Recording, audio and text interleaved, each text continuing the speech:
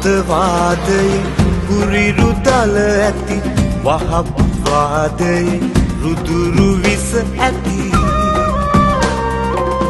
අලුලෝගු හැඳි නිකාබය බැඳි විෂගෝර සර්පයා සිරිලක් මව්බිම ඉලගන්ට පෙර හෙලයිනි අවදිවෙයව් හෙලයිනි අවදිවෙයව්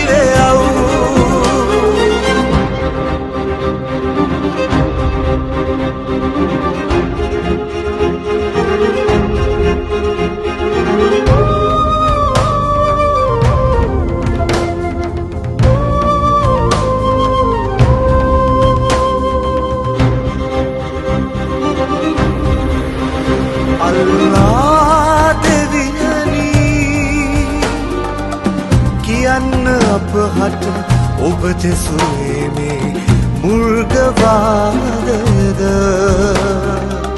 ඔබගේ නාමෙන් ඝාතන සිදු කර පිළි පූජා දෙන මිනිසුන් කවුරුන්ද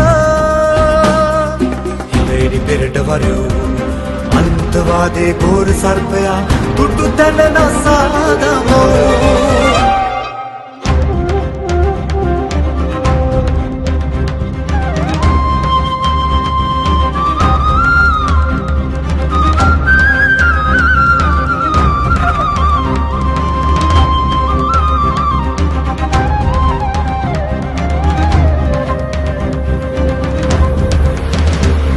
අරාබියක් වෙනතුරු මේ මවුරට නිවටුන් ලෙස බලා හිඳීමුද අරාබි නකුරින් නම්ගම් නියලා ඉදිගස් වවනට ගංගෙන් පුදමුදා හෙලෙනි පෙරට වරයෝ අන්තවාදේ ගෝර සර්පයා තුටු තැන නසාදමව් අන්තවාදයේ කුරිරු දල ඇති වහප්වාදයේ රුදුරු විස ඇති කළුලෝබු හැඳි නිකාබය බැඳි විෂගෝර සර්පයා සිරිලක් මව්බිම ගිලගන්ට පෙර හෙලයිනි අවදිවෙයව් හෙලයිනි අවදිවෙයව් හෙලයිනි අවදිවෙයව්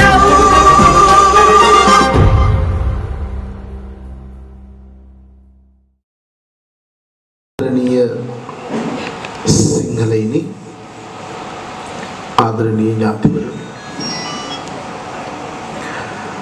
රැබෝ වෙච්ච නිසා දිගු කතාවක් කරන්න නෙමෙයි බලාපොරොත්තුව අද කායිකව මානසිකව බොහෝම වෙහෙසටපත් වෙච්ච දවසක් මේ ප්‍රමාද වීමට හේතුව අද මුළු දවසේ වැඩි කාලයක් වරායි වෘත්තීය සමිති නායකයෝ පන්සලට වෙලා අපි කිසි කෙනෙක් දන්නේ නැහැ කොළඹ වරායි නැගෙනහිර පර්යන්තයේ ඉන්දියානු සමාගමකට දෙන්න කැබිනට් පත්‍රිකාව දාලා මේ ආණ්ඩුව බලයට ගේන්න වැඩ කරපු වෘත්තීය සමිති නායකයෝ සහ සියලුම වෘත්තීය සමිති මේකට විරුද්ධයි. ගෝඨාභය රාජපක්ෂ ජනාධිපතිතුමා මේ පුටුවේ වාඩි කරේ පරණ පාරම මහින්ද මහත්තයා ඇතුළු ගෝලයන්ට යන්න නෙමෙයි. මේ රට වෙනස් කරන්න ඕන නිසා. පෙර වැරදි කරන්න නෙමෙයි. පෙර වැරදි නිවැරදි කරගෙන මේ රට නිවැරදි දිශාවකට ඔසවා තබන්න පුළුවන් කියන දෘಢතර විශ්වාසයට අනුව විශ්වාසයෙන් තමයි මේ රටේ සාතිශය බහුතරයක් මිනිස්සු විශේෂයෙන් සිංහල මිනිස්සු ඒ අපේක්ෂාවෙන් තමයි මේක ජාතික වැඩපිළිවෙලක් හැටියට සලකලා ඔහුව ජනාධිපතිපතිට වාඩි කෙරේ. දැන් අපි මේ මොකද්ද කරන්න හදන්නේ? අපි ජනබල පක්ෂයේ නමින් පක්ෂයක් හදලා කොඩිය ලකුණේ 20 මහමැතිවරණයට තරඟ කරන්න අපි බලාපොරොත්තු වෙන්නේ. ඔයගොල්ලෝ දන්නවද පාර්ලිමේන්තුවට മന്ത്രിවරයෙක් තෝරා යවන්න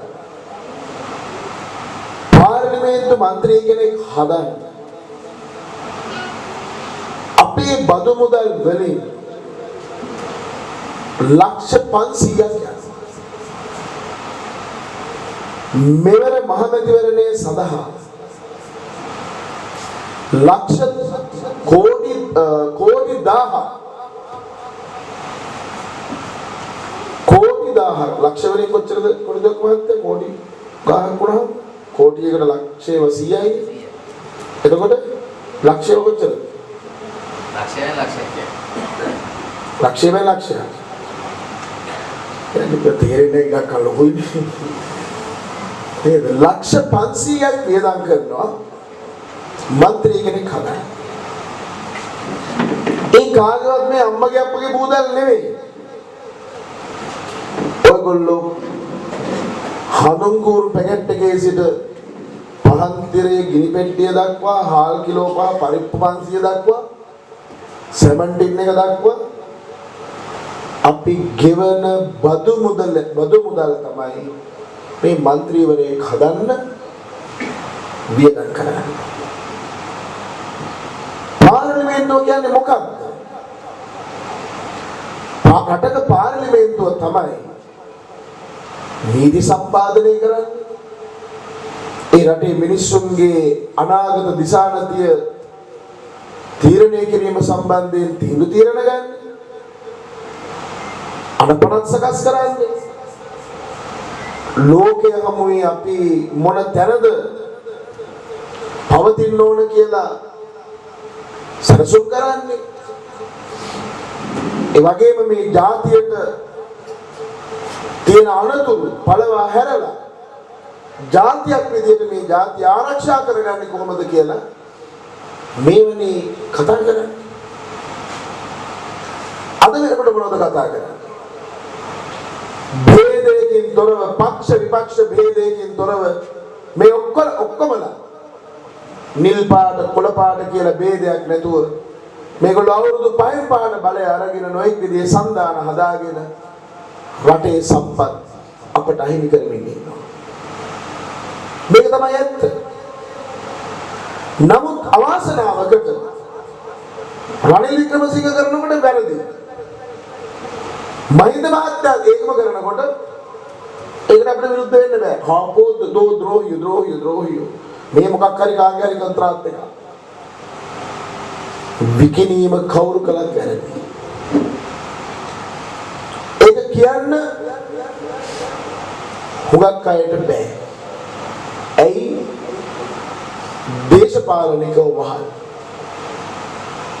මේ වහල් දේශපාලන මානසිකත්වයේ නිසා අවුරුදු 72ක් තිස්සේ අපි ඉස්සරහට නෙවෙයි ආපස්සට ගිහිල්ලා තියෙනවා.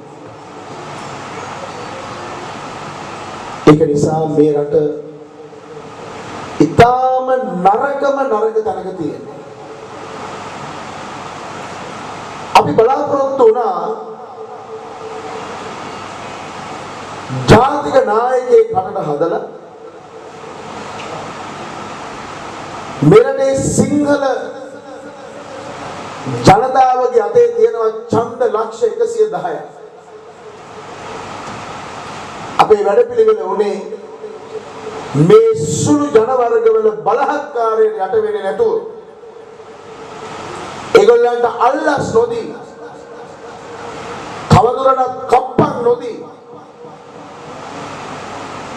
ඒගොල්ලන්ගේ බලහත්කාරයෙන් අතර කරලා සිංහල බහුතරයකගේ පාර්ලිමේන්තුවක් හදන්න. තාමත් අපිට කල හැකියි. අලිය බදාගෙන පුටු බදාගෙන අරවා මේවා බදාගෙන සිංහලයන්ට තියෙන රට දවසින් දවස නැති වෙනවා. අපේ ප්‍රාර්ථනාව උනේ ඒක. අනාගත උපනුපන් දරුපටව වෙනුවෙන් මේ තියෙන මට්ටමින් හරි මේ රට ආරක්ෂා කරලා තබන්න නම් දැන්වත් මේ මෝඩ මහජාතිය එකතු කරන්න ඕන කියලා අපට අදිෂ්ඨානයක් තියෙනවා. ඒ අනුව රට පුරායින්ම නිකන් රැල්ලක් ඇති වුණා, මතයක් ඇති වුණා, සාකච්ඡාවක් ඇති වුණා. පාර්ලිමේන්තුව නියෝජනය කරන්න ඕන අනේ මේ හිටපු 225ම නෙවෙයි අලුත් කණ්ඩායම. උගතුන්, වියතුන්, බුද්ධිමතුන්, නිර්මාණශීලී මිනිස්සු, රට ලෝකයේ පිළිබඳ අදහසක් තියෙන, රට පිළිබඳ අදහසක් තියෙන, රට වටේම මූද,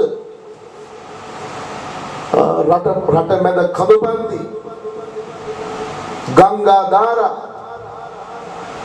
103ක් මහ ගංගාවල් ගලා හැලෙන 30000කට වැඩිය වැව්වමුණු තියෙන නිල්ල පිරුණු ලස්සන සත්තු ලෝකෙ කොහෙවත් නැති ජෛව විවිධත්වයක් අසිරිමත් වනාන්තරයක කොච්චර ලස්සන පොළවක්ද මේ. කොරෝනා වසංගතය එනකොට කහඩින්ගිත්තක් නැති වෙච්ච රටක්, ඉඟුරු කෑල්ලේ සිට කටුවල් බැටු වෙනිවැල්කට දක්වා පිටරටින් ගෙන්නන රටක්. මෙන්න මේ තත්ත්වය වෙනස් කළා මේ මහ පොළව අස්සද්දලා මේ රටේ 160කට වැඩිය මිනිස්සුන්ගේ බඩට බත් නැතුව දුක් විඳිනවා. බඩ පිරෙන්න කන්න නැහැ, පෙරේත කම යන්න කන්න නැහැ අපේ මිනිස්සුන්ට. බඩගින්දර නිවලා මේ රට, මේ ලස්සන රට සුන්දර රටක් කරන්න පුළුවන් මිනිස්සු ටික පාර්ලිමේන්තුවට යවලා සිංහලයේ ආණ්ඩුවක් හදනවා කියලා අපිට ලස්සන ආසාවක් සිහිනයක් තිබ්බා. අදිෂ්ඨානයක් තිබෙක කරන්න පුළුවන් අපිට. කොහොමද ඒක කරන්නේ? ඔය ප්‍රධාන ධාරාවේ සියලුම දේශපාලන නායකයෝ විශ්වාස කළා, බරපතල විදිහට විශ්වාස කළා දෙමළ මුස්ලිම් ඡන්ද නැතුව ජනාධිපති කෙනෙක් හදන්න බෑ කියලා සිංහලයන්.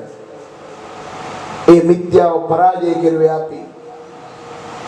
2014 දී අපි ඒකට වැඩපිළිවෙලක් යෝජනා කළා. හාමුදුරුවෝ 6000ක් සුගතදාස ගෘහස්ත ක්‍රීඩාංගණයට වැඩමවලා අපි එදා සම්මුතියක් හදාගත්තා. රටේ පන්සල් තියෙනවා 12000ක්, සක්‍රීය පන්සල් තියෙනවා 10200ක්.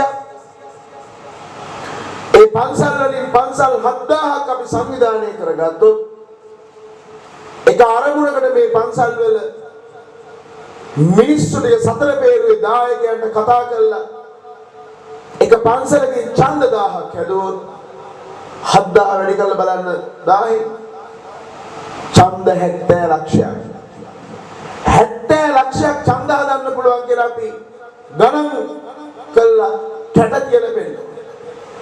ඒ ජනාධිපතිවරණේ ප්‍රතිඵලය මොකක්ද? ඡන්ද ලක්ෂ 70ක්.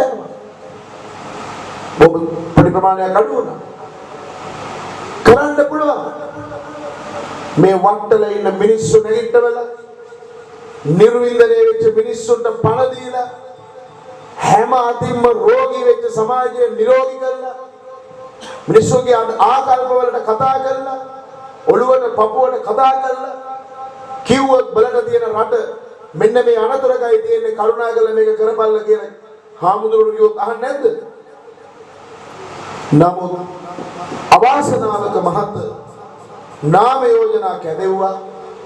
ඒ කොරෝනා වසංගත තත්ත්වය ඇතුළේම බැලින්නම් මේ ප්‍රධාන ප්‍රවාහයේ නැත්නම් ප්‍රධාන ධාරාවේ සියලුම දේශපාලන පක්ෂවල වැඩිමන 90%කට වැඩිය නාම යෝජනා දීලා තියෙන්නේ අර පරණ අම්බරුවන්ටම තමයි.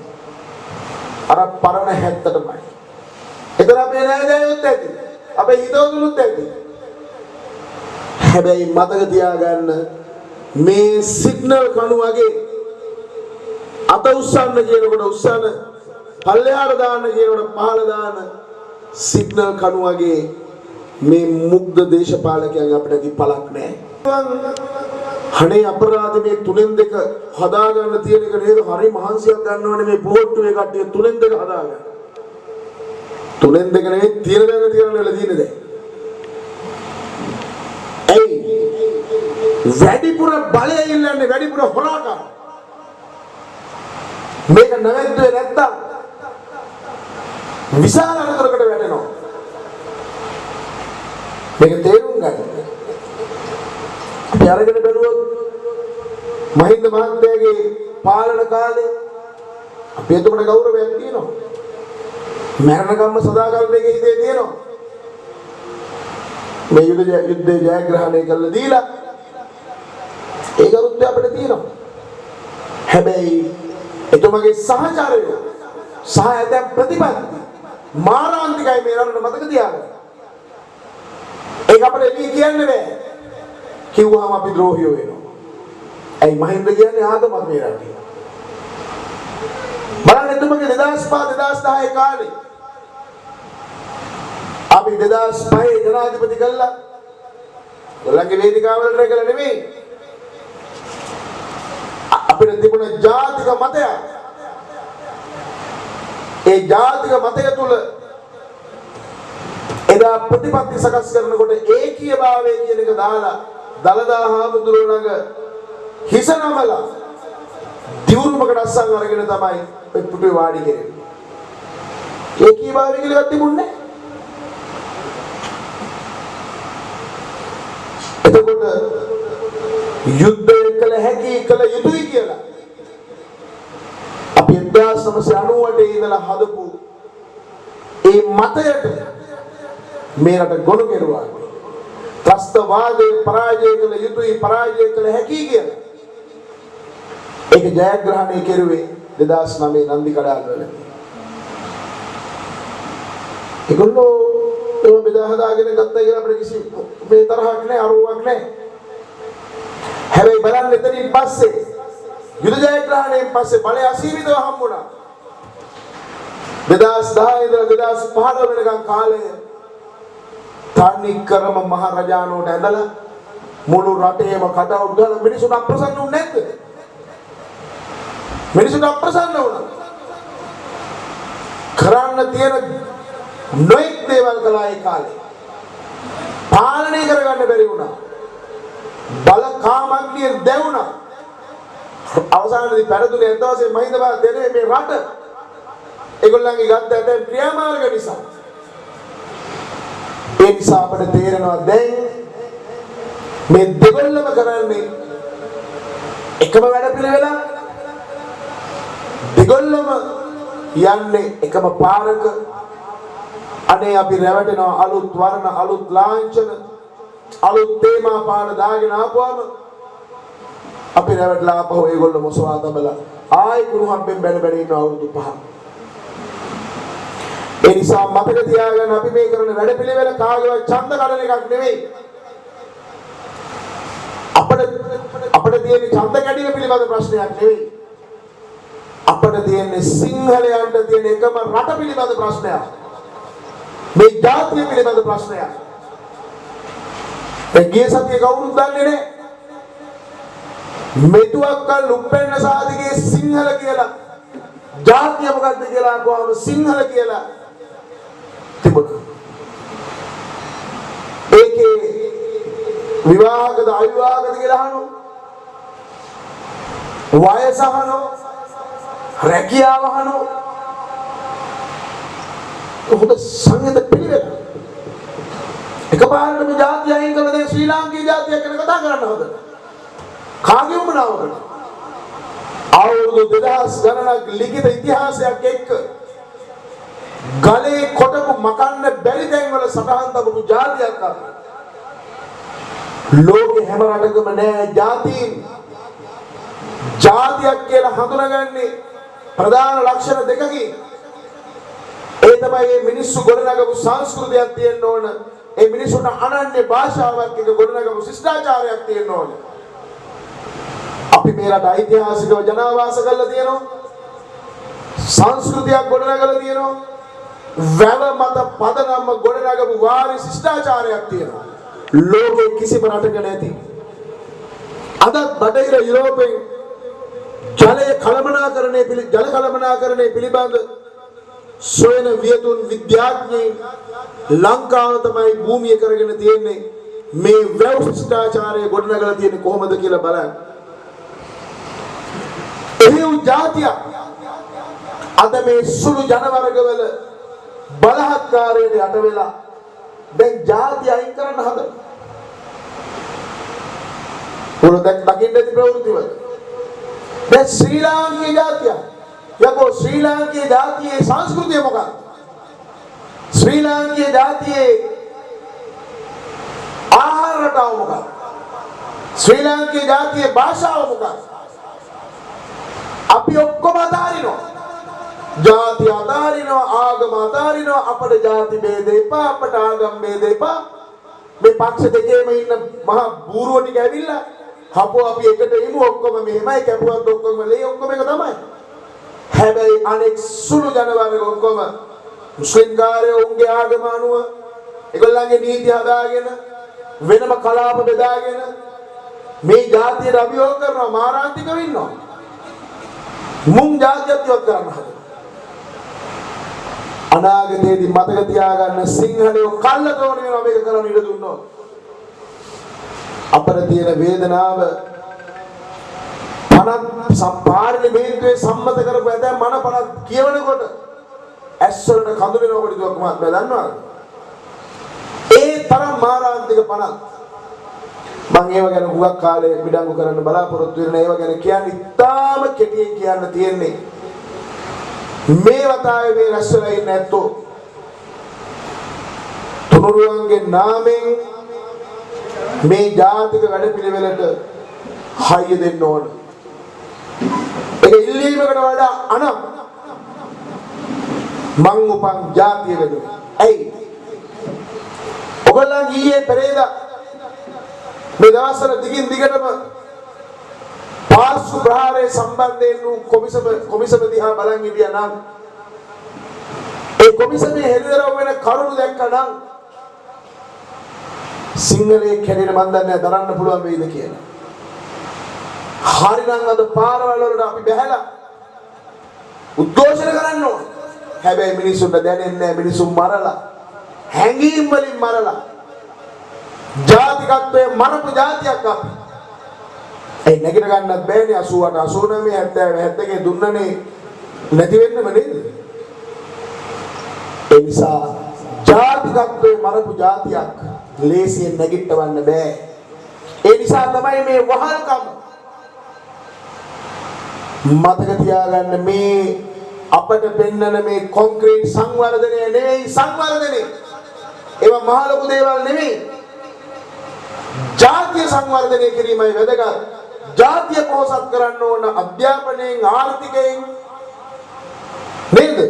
Tamande ආකල්ප වලින් කොහෙම අපිට පේන්නේ සංවර්ධනය පේනවා. පාරවල් හදනවා, අධිවේගී පාරවල් හදනවා, කොන්ක්‍රීට් හදනවා. මේවයින් මේ සංවර්ධනයෙන් ඇති පළ කොහොමද සැලසුම ගලාගෙන එන්නේ? පාස්කු ප්‍රහාරයෙන් පස්සේ දෙවෙනි ප්‍රහාරය සූදානම් කරලා තිබුණා. කොහෙද? දළදා පෙරහැරට පහර දෙන්න. මරාගෙන මරන කණ්ඩායම කාතන්ගුඩියේ සයින්ද මරුදුවල තට්ටු දෙකේ ගෙදරක නතර කරලා තිබ්බා. ආයුධ ලොරි 3කට වැඩිය වනාත විල්ලුවේ හම්බුණා.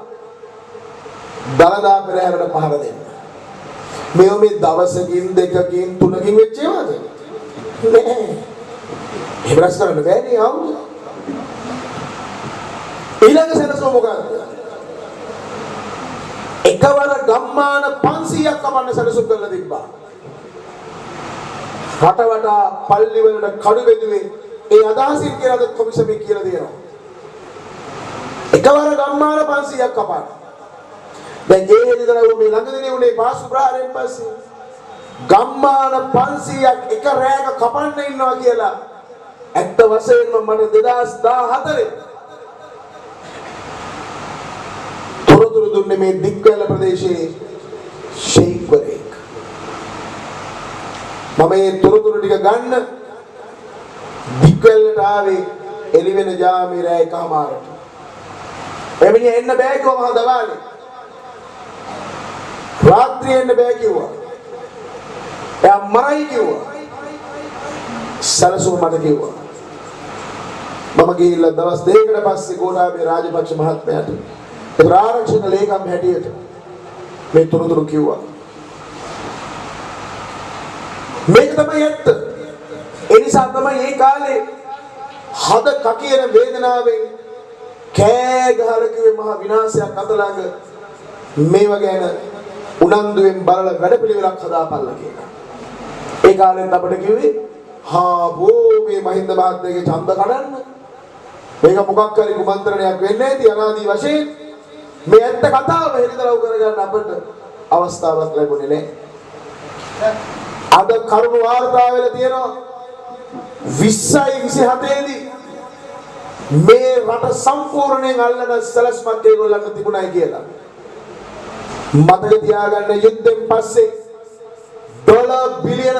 රුපියල් බිලියන 30ක සල්ලි මේ රටට ඇවිල්ලා තියෙනවා අති තාක්ෂණික අති නවීන පල්ලි විතරක් හදන්න. කොහොමද මේ සල්ලි ආවේ? මේවා පිළිබඳ වගේ වගක් නැතුව ඉන්නවා දේශපාලනඥයෝ. ඇයි? ඒගොල්ලන් බිරියානි ගිරලා වටලම්පන් ගිරලා මුස්ලිම් මෙවුන්ගෙන් වරප්‍රසාද අරගෙන සල්ලි වලට අල්ලස් වලට ජාතියක ආත්ම ගෞරවය පාව දීලා පමණක් නෙවෙයි ජාතියේ පැවැත්ම අද මාරාන්තික තැනකට තල්ලු කරලා තියෙනවා. ගෝඨාභය රාජපක්ෂ මහත්මයා හැර මේ සියලු දෙනාම කියන්න ඕන. මහින්ද මහත්තයාගේ ඉන්නවා මුස්ලිම් ෆාජි. රනිල් වික්‍රමසිංහ ගාව ඉන්නවා අලවුදීන්.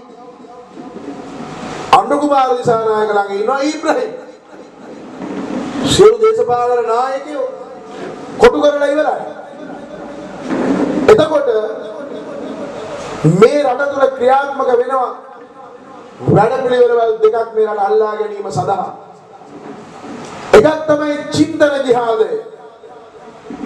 පරිපාලන ඒකකවල රාජ්‍ය තන්ත්‍රයේ විදේශ සේවාවේ සම්පාර්ලිමේන්තුවේ දේශපාලනඥයන් තුළ සියලුම කණ්ඩායම් ඒ චින්තන ජිහාදයට ගොදුරු කරලා ඉවරයි. ඊළඟ අනිත් ජිහාදේ පටන් අර තියෙනවා මරාගෙන මැරෙන ප්‍රහාර. අද ලෝකේ පුරාම ගොඩනැගිලා තියෙන ලෝකයේ බීදියට පත් කරපු සියලුම ඉස්ලාමීය ත්‍රස්ත කල්ලිවල ශාඛාවල් මේ පිටවල ඉවරයි. මේ දිග්ගල කියන්නේ තාම භයානක දන. ඒ වගේම මලිදුව පාස්කු ප්‍රහාරය සිද්ධ වෙලා මේ 20 මම හිතන්නේ මගේ මතක විදියට අප්‍රේල් මාසෙත් ගැටුමක් ඇති වුණා. ඒ තරමට මේක ගොඩ නැගිලා ඉවරයි. ලෝකේ බීදියට පත් කරපු ත්‍රස්තකල්ලි කීපයක් ඉන්නවා. ඒ සියලු ත්‍රස්තකල්ලි නිකම්ම නිකන් නෙවෙයි හැදිලා තියෙන්නේ. ඒ ත්‍රස්තකල්ලි හැදෙන්නේ මතවාදයක් තුලින්. මොකක්ද මේ මතවාද? ඉස්ලාම් ආගම කියලා කියන්නේ ඒගොල්ලෝ ආගම පෙන්නුවට ඒගොල්ලන්ගේ වැඩපිළිවෙල වෙන්නේ පරිපාලන ක්‍රමයක් Taman ජීවත් වෙන රටේ ගොඩ නගා. ඒකට කියන්නේ ඉස්ලාමීය පරිපාලන ක්‍රමය. ඒ ඉස්ලාමික පරිපාලන ක්‍රමය ගොඩ නගන්න සෑහෙන කටයුතු දැන් මේ සම්පූර්ණ කරලා ඉවරයි. එතකොට ලෝකේ පුරාම බිහි වෙලා තියෙන මේ සන්නද්ධ ත්‍රස්ත කල්ලි අපි අහලා තියෙනවා ISIS Al-Qaeda Al-Jihad Taliban Boko Haram එවැගේම ලක්ෂායි තොයිබා වැනි භයානකම ත්‍රස්ත කල්ලි වල අංකුර මේ රටේ පිහිටවල තියෙනවා. ඒ හැමෝගේම ඉලක්කය මොකද්ද? මුස්ලිම් ඛලීෆාතය. මුස්ලිම් ඛලීෆාතය කියලා කියන්නේ ඉස්ලාමීය රාජ්‍යය. ඒ රාජ්‍යයේ එකම එක්කෙනා ඉන්නේ තමයි අල්ලා. ඒ අල්ලාහගේ නීතිය තමයි ශරියා නීතිය. ඒගොල්ලන් මේ පල්ලි හදාගෙන පල්ලි වල මොනවද මේ ඔය පස් වේල සලාතේ කරනකොට කියන්නේ? ඔය ස්පීකරේ දාලා පස් පාරක් ඇහෙනවනේ අපිට. ඒ මොකද අරාබි භාෂාවෙන් කියන්නේ? අල්ලාහගේ නියෝගයට සවන් දෙනු. ලා ඉලාහා ඉල්ලල්ලාහ් කියලා පටන් ගන්න එක තමයි. අල්ලාහගේ නියෝගයට සවන් දෙනු. අල්ලාහ් තමයි එකම සර්ව බලධාරී දෙවියා. අල්ලාහට පමණයි නමදුම කළ යුත්තේ. අල්ලාහට පමණයි කීකරුවේ යුත්තේ. අල්ලාහට පමණ කීකරුවනු අවනතවනු මේ සියලු ජීවිතවල සහ දේපලවල අයිතිය අල්ලාහ්ටය. අල්ලාහට යටත් වනු. මේක තමයි නියෝගය. ඔය මායින් ගම්මාන වගේ මුස්ලිම් ගම්මාන ආසන්නයේ ජීවත් වෙන සිංහලයන්ට මේක දැනලා තියෙනවා දැන්. මොකද මේ ආඥාව යනකොටම බල්ලොත් උඩුබුරනවා. උඩුබුර නැද්ද බල්ලෝ? බල්ලාගේ උඩුබිරීම තව සතෙක් ඉන්නේ අර උලමගේ කෑ ගැහිල්ල සුබ පණිවිඩයක් නෙවෙයි ගේන්නේ. අසුබ පණිවිඩයක්. බල්ලා උඩුබුරල කියනවා බලාට බඩු හම්බෙනවා ළඟදී කියලා අපේ උන්ට බල්ලට තේරෙන්නේ නැහැ කියලා අපිට තේරෙන්නේ නැහැ. අපි අරුගේ ගුණයක් බහගෙන ලස්සනට හදන නටගෙන බලන් ඉන්නවා කවද්ද මේක වෙන්නේ කියලා. ඒ වගේම දැන් බලන්න කාන්තාව වන්දිනවා දැන් මෙතන ආයි ගත්තොත් කොච්චර බලන්න එක එක විලාසිතා නේද සාරිය අඳිනවා එක එක තාලේ එක එක ප්‍රශ්නයක් නැහැ. එක බල්ලෙක්වත් උඩුබුරනවද? එක බල්ලෙක්වත් උඩුබුරන්නේ උත්තර චුන් චුන් ගහලා පොඩ්ඩක් ටික මනමාලකම බලු යනවා. හැබැයි ගෝණි බිල දැක්කහම නේද? සම්පූර්ණ කළු මූණු කළු ලෝගුවෙන් මූණු වසාගත්ත මුස්ලිම් කාන්තාව දැක්කම බල්ල උඩුබුරනවද නැද්ද? උඩුබුරනවා. ඇයි? බල්ලට තේරෙන වැඩේ. ජාතික ආරක්ෂාවට බරපතල තරජනයක් වෙච්ච මේ නිකාබේ සහ බුර්කාව ගලව ගන්න බැරි වුණා මේ ආණ්ඩුවට. ගියාණ්ඩුවටත් මේ ආණ්ඩුවට 300ක් ජීවිත දීලා මේ භයානක අවදානම උදාහරණයක පෙන්නලා තියෙද්දි මුන්ට බැරි වුණා ඒක කරන්න. ඇයි? පල්ලිවල එකට උන් එක්ක läගලා උන්ගේ අල්ටකියාවට අහුවෙලා උන්ගේ බිරියානි ගිලලා වටලප්පන් කාලා උන්ගේ සල්ලි අරගෙන දැන් මොකක් කරන්නේ? මොකද උන් ෆයිල් එක ඇදලා දාපු ගමන් මුන්ට ඡන්ද ඉල්ලන්න නෙවෙයි. ඔක්කොම නවුණා සාතිශය බහුතරයක්. මේ ඡන්ද ඉල්ලන්න නෙවෙයි ඉලපත් ගන්නේ මේ රටේ මිනිස්සු අතට අපි දන්න දේවල් හෙලි කළොත්. ඒක නිසා මේක මෙතනින් එහාට යන්න දෙන්න බෑ. අපි හිතුව ගෝඨාභය මහත්තයා මේ රට කෙලින් කරන්න පුළුවන්. හොඳ මිනිස්සු ටිකක් එක්ක අනේ වැඩපිළිවෙල හදයි කියලා. අපේ ඒකායන අරමුණ වෙන්නේ සිංහලයන්ට තියෙන එකම රට. ඒ වගේම මේ ඓතිහාසික ජාතිය මතක තියාගන්න සිංහලයෝ කියන්නේ නිකන් ජාතියක් නෙවෙයි. මේ ලෝකේ ජාතියක් වෙනම් ඒ එකම ජාතිය සිංහලයෝ විතරයි. එක දිගට ත්‍රිපිටක බුද්ධ වචනය ආරක්ෂා කරපු එකම ජාතිය. ලෝකෙ වෙන කිසිම ජාතියක් නෑ. අවුරුදු 2000 ගණනක් මේ ධර්ම එක දිගට නොකිලිටි ලෙස ආරක්ෂා කරපු නිසා අද ලෝකෙට බුද්ධ ධර්මය කියලා එකක් ඉතුරු වෙලා තියෙනවා. ඒ නිසා මේ ජාතිය මරන්න දෙන්න බෑ. ජාතිය මරන්න බෑ, සංස්කෘතිය මරන්න නැතුව. අද මේ රටේ සංස්කෘතික ඝාතක කල්ලි කදවුරු බැඳලා තියෙනවා විශාල වශයෙන්. ක්‍රිස්තියානි මූලධර්මවාදී සංවිධාන 455 එක පැත්තක කදවුරු බැඳලා බෞද්ධයෝ ක්‍රිස්තියානිට ගොදුරු කරනවා. පාලකයන්ට උත්තරයක් නැහැ. උන්ට ඕන ඡන්ද. මහසෝනගේ ඡන්ද හරි ගමන්නේ ඡන්ද විතරයි.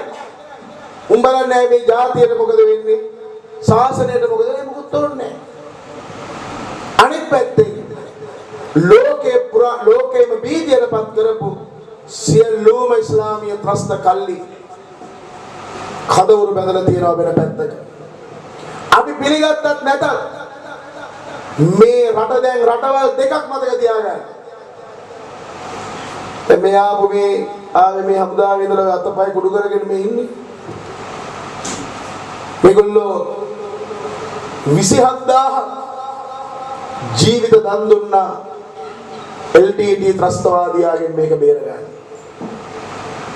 එදා හිටපු නායකයෝ දොරයප්ප ඝාතනය කරපු වෙලාවේ යාපනයේ නගරාධිපති 7 දෙනෙක් පොලිස් නිලධාරීන් ඝාතනය කරපු වෙලාවේ අවමතරමින් එදා තීන්දුවක් ගත්තරන් මේ නායකයෙක් එකතු වෙලා මොකක්ද මේ මරා දාන්න හේතුව කියලා ඒ හේතුවට විසඳුම් හෙව්වා නම් ආවුරුදු 30ක් යුද්ධයක් ඇදෙන්නේ නැහැ. ජාතික ධනෙ විනාශ වෙන්නේ නැහැ. අපේ තරුණ ජීවිත වෙනසෙන්නේ නැහැ.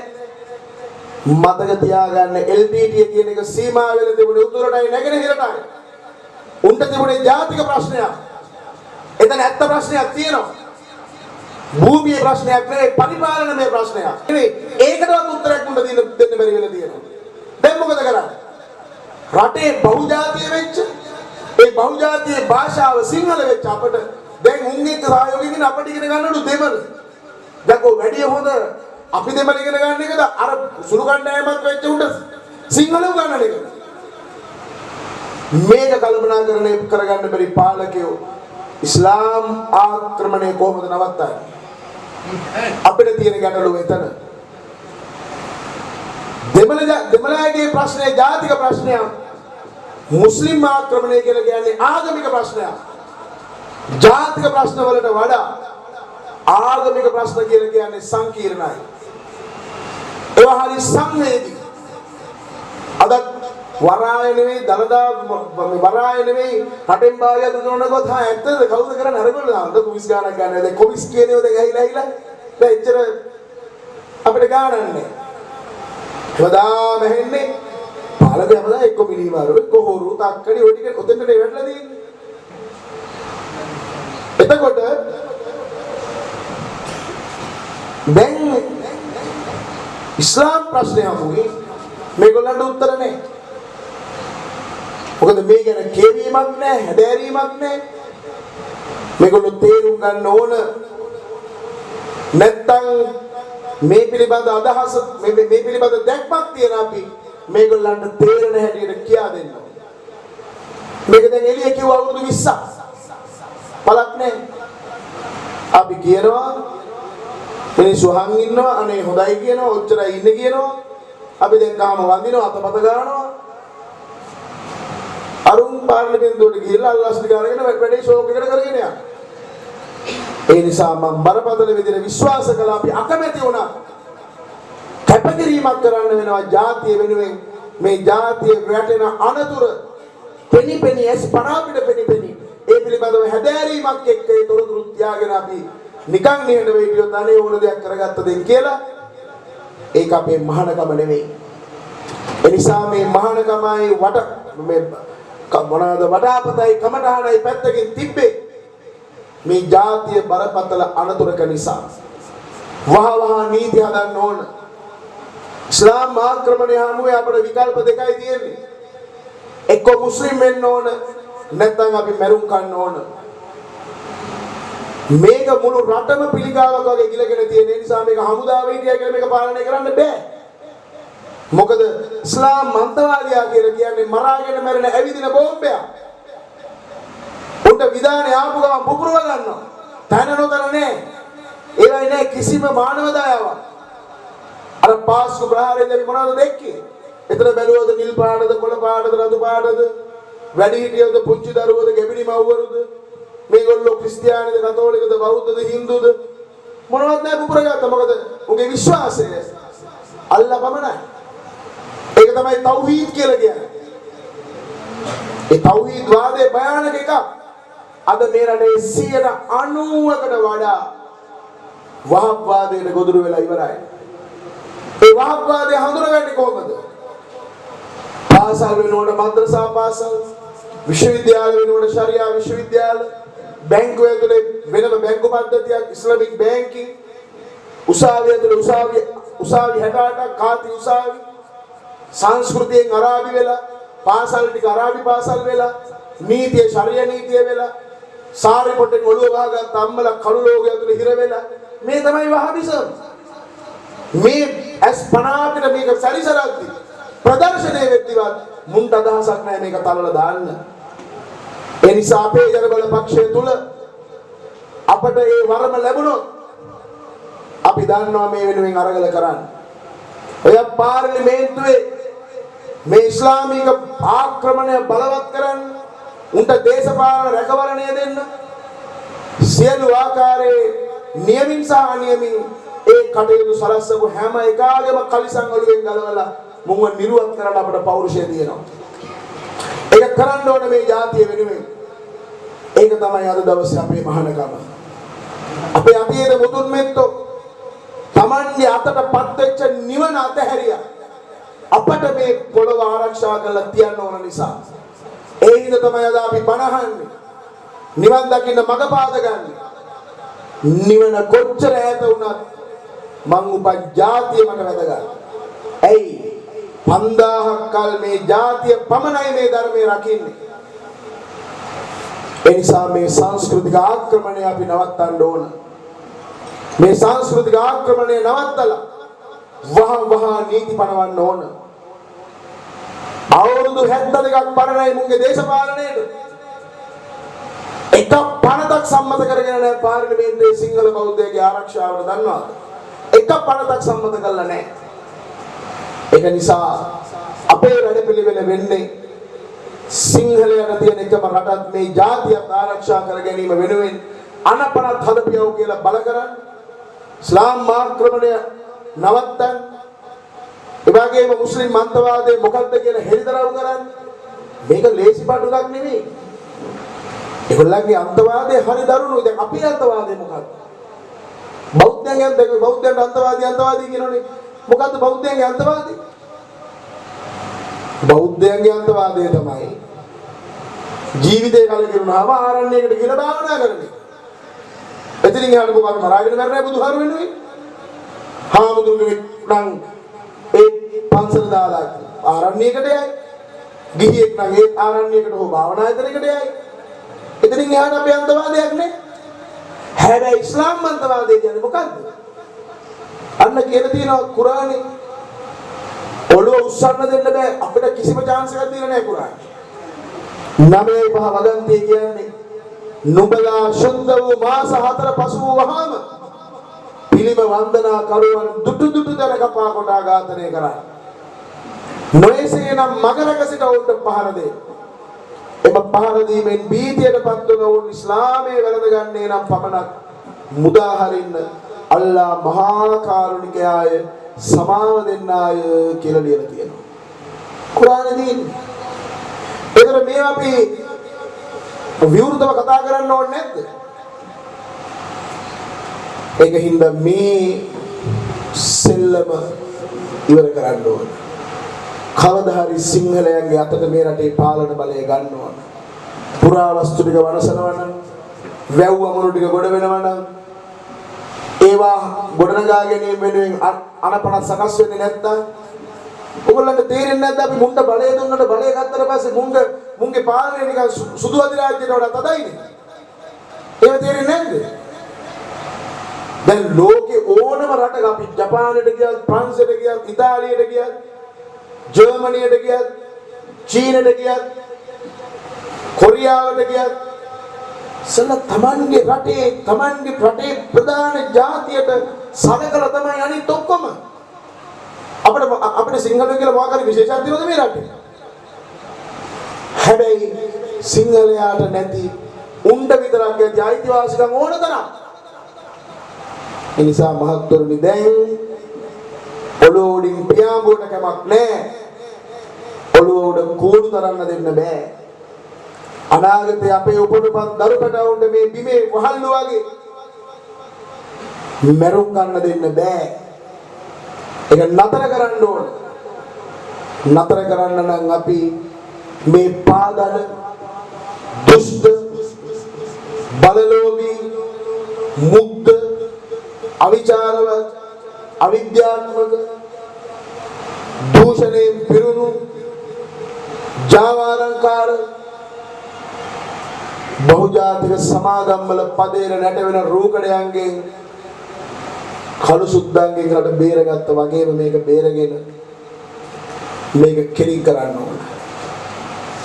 ඒ වෙනුවෙන් අපි වැඩ කරන්නේ ඒ වෙනුවෙන් ඕගොල්ලන්ගේ ඡන්දේ පාවිච්චි කරන්න. බඩ ගැන හිතන්න දෙයක් නැහැ. ආණ්ඩු තිබුණායි කියලා බඩ මොකෝ තුම්මුල්ල පිරিলা නැහැනේ කාගේව. ණය බරින් මිරිකිලා පත්තරම් බඩු ටික උකස් තියලා කවුරු ආවත් ඔච්චර තමයි. මහා භාණ්ඩාගාරයේ ඉස්සරවා පොහොසත් වෙනවා. මහා භාණ්ඩාගාරයේ හිස් වෙනවා අපිට බදු ගහනවා. මේක නවත්ත ගන්න වහල් දේශපාලනයෙන් මිදෙන්නවා. ඒක නිසා අද මේ රටේ മന്ത്രി ධූරයක් කියන්නේ දැන් මේ වැඩිහිටි අම්මලා බලන්න එන්න බාර් වැඩි වෙලාද අඩු වෙලාද? නේද? ගණිකා මඩම් වැඩි වෙලාද අඩු වෙලාද? පාතාලේ කුඩු අඩු වෙලාද වැඩි වෙලාද? කොයි කාලේ අඩු වැඩි වශයෙන් දේශපාලන රැකවරණය ලැබමින් තමයි මේව කරන්නේ. മന്ത്രി ධූරයක් කියන්නේ අද වැඩි කපන්න වැඩි කොට දාන්න පර්මිට් එක. එයාගේ පෙරවකාරයා. නිදන් හාරන්න පර්මිට් එක. පස් කපන්න පර්මිට් එක. ජාවාරම් කරන්න පර්මිට් එක. මේක තේරුම් අරගෙන අපි වෙනස් වෙමු. අපි වෙනස් නොවි ජාතියට මල්පල උදා කරන්න බෑ. අපි වෙනස් වෙලා රට වෙනස් කරමු. ගෝඨාභය වගේ මිනිහෙක් මහ පුටුවේ ඉන්න වෙලාවේ ඉතුරු වැඩ ටික කරගන්න ඕන. එතන අරගල කරන්න නම් මුං එක හැප්පෙන්න නම් එකක් කියනකොට පහක් කියලා අනින්න පුළුවන් කවුරු හරි එතන අපි 4-5 දෙනෙක් ගොනු වෙන්න ඕන. මේක නැත්තම් බේර ගන්න බෑ මේ යක්කුන්ගේ.